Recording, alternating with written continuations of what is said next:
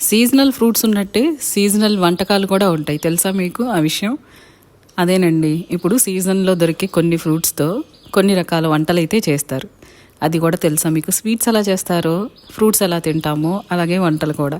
ఇక ఇవాళైతే తాటి నుంజలు చక్కగా బాక్సింగ్ చేసేసి బాక్స్లో పెట్టి ప్యాక్ చేసేసి హైదరాబాద్కి జంప్ అయిపోతుంది.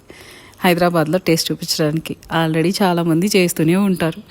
చెప్పాను కదా, సీజనల్గా దొరికే ఫ్రూట్స్తో సీజనల్గా చేసే కర్రీస్ అని. తాటి నుంజల కర్రీ చేయడానికి అని చెప్పి ప్యాక్ చేయించేసాం.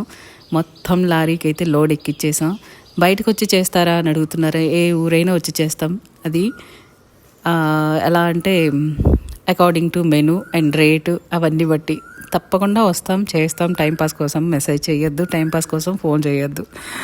సో మొత్తానికి లోడ్ అయితే స్టార్ట్ అయిందనమాట. లారీకి అన్నీ ఎక్కిచ్చేసి ఇక రెడ్డి గారు మొదలెట్టారు.